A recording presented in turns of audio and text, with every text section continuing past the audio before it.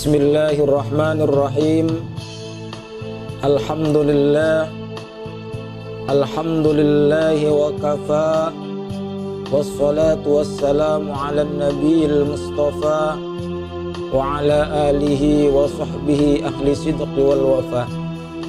Ashhadu an la ilaha illallah wahdahu la syarika lah. Wa ashhadu anna sayyidana wa nabiyyana Muhammadan abduhu wa rasuluhu la nabiyya ba'dah. Allahumma salli wa sallim wa barik ala man fihi uswatun hasanah, sayyidina wa habibina wa syafi'ina wa maulana Muhammadin sahibis syafa'ah wa ala alihi wa ahli baitihi wa ashabihi wa man tabi'a rushdah. Amma ba'du, qalu subhanaka la ilma lana illa ma 'allamtana innaka antal alimul hakim. Rabbi shrah li sadri wa yassir li amri wahlul 'uqdatam min lisani yafqahu qawli waj'al li waziran min ahli. Para pemirsa PMMI yang dirahmati Allah Subhanahu wa taala, berjumpa lagi dengan Al-Fakir di dalam perjumpaan dan pertemuan yang mudah-mudahan kita semuanya mendapatkan keridhaan Allah Subhanahu wa taala. Melanjutkan dari pembahasan yang terdahulu mengenai 7 golongan manusia yang mendapatkan naungan Allah Subhanahu wa taala, yang terdapat di dalam kitab Fathul Bari, karya besar dari Syekh Al-Imam Ibnu Hajar Al-Asqalani. Di dalam pertemuan yang lalu, Al-Fakir sudah membahas 3 golongan manusia yang mendapatkan naungan Allah Subhanahu wa taala. Yang pertama adalah imamun adilun, yaitu imam atau pemimpin yang adil. Yang kedua adalah wasyabun na'asya fi ibadatillah, yaitu anak muda yang mendedikasikan waktunya untuk beribadah kepada Allah Subhanahu wa taala. Lalu yang ketiga adalah warajulun qalbuhu mu'allaqun fil masajid, yaitu seorang yang hatinya selalu terpaut dengan masjid. Nah, dalam kesempatan yang baik ini, mari kita lanjutkan yang keempat, golongan manusia yang akan mendapatkan naungan Allah Subhanahu wa taala di yaumil qiyamah. Siapa yang keempat itu?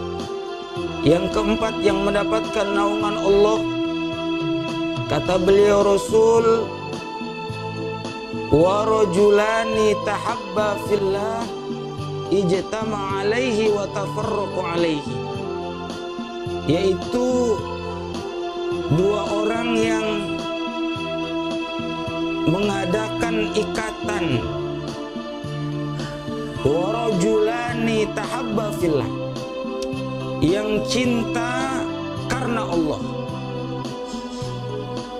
Cinta karena Allah, dia bertemu karena Allah, dan berpisah pun karena Allah.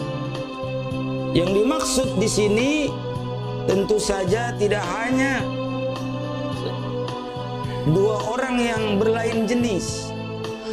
Bisa saja 2 orang yang berlain jenis, dia saling mencintai, dia saling menyukai, dia cinta, dia suka karena Allah.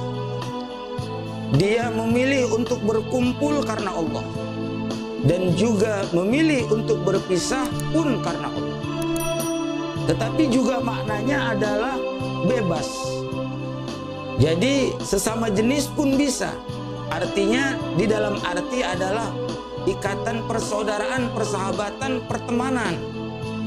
Jadi di sini beliau Rasulullah mengajarkan kepada kita bahwa di dalam pertemanan pun, persahabatan pun, kita diajarkan, diatur dan dituntun oleh agama untuk mencari teman, mencari sahabat, mencari majlis, mencari perkumpulan, yang mana tempat dan perkumpulan itu adalah tempat dan perkumpulan yang menuju kepada keridhaan Allah Subhanahu wa taala.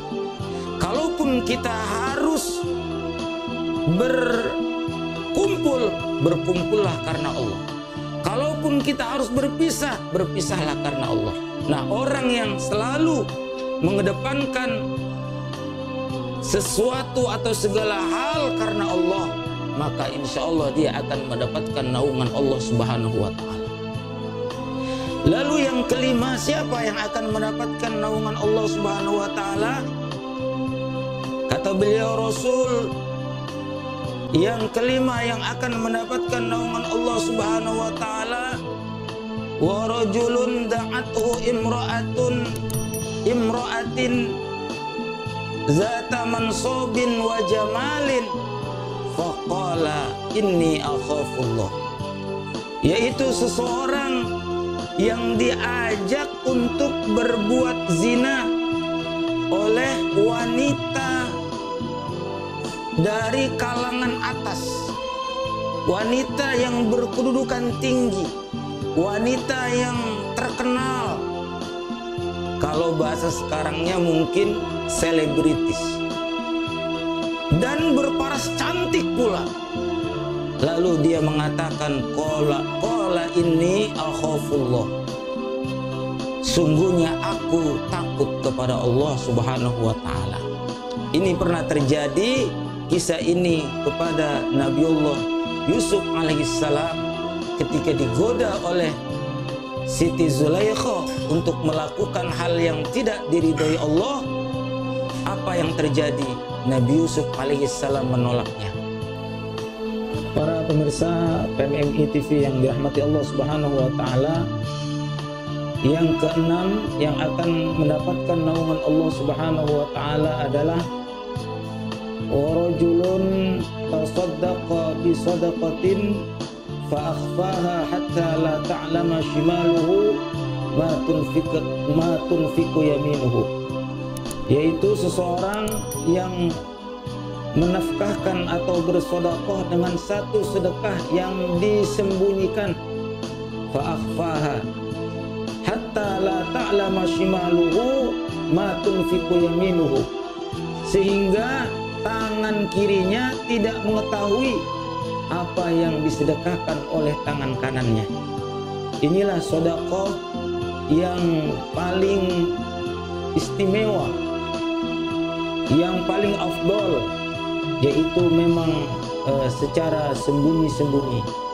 Namun demikian para pemirsa PMMI TV yang dirahmati Allah, bukan berarti kalau kita bersedekah lalu sedekah itu diumumkan atau diberitahukan kepada halayak ramai, bukan berarti itu tidak boleh. Akan tetapi ya, insya Allah selagi itu niatnya karena Allah Subhanahu wa ta'ala, niatnya semata-mata karena Allah, walaupun itu diumumkan, itu insya Allah juga sedekah yang insya Allah diterima oleh Allah Subhanahu wa ta'ala. Lalu berikutnya yang ketujuh, yang insya Allah akan mendapatkan naungan Allah Subhanahu wa ta'ala di yaumil qiyamah adalah wa dzakarallaha khaliyan fafadat ainahu, yaitu seseorang yang berzikir kepada Allah di saat-saat yang sunyi, lalu dia meneteskan air mata, menangis kepada Allah Subhanahu wa ta'ala. Di mana saat-saat yang sunyi itu adalah di saat sepertiga malam kita bermunajat kepada Allah Subhanahu wa ta'ala, yang diawali dengan sholat tahajud kita, yang diawali oleh sholat sunnah yang lainnya. Kemudian di saat itulah ketika kita berzikir kepada Allah, di saat kita bersujud kepada Allah Subhanahu wa ta'ala, di situ kita meneteskan air mata oleh karena kita menyadari betapa banyaknya dosa dan kesalahan yang kita lakukan, baik itu yang disengaja ataupun yang tidak disengaja.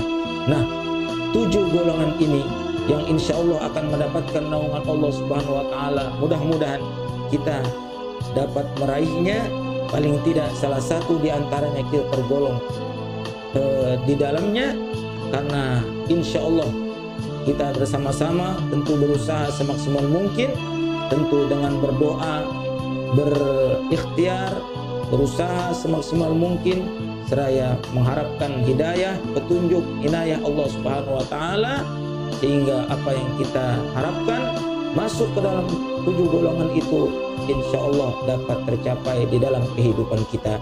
Terima kasih atas segala perhatiannya. Mohon maaf apabila ada kehilafan dan kekurangan. Adzanallahu wa iyyakum ajma'in. Ihdinas siratal mustaqim. Wallahul muwaffiq ila aqwamit thoriq. Wassalamualaikum warahmatullahi wabarakatuh.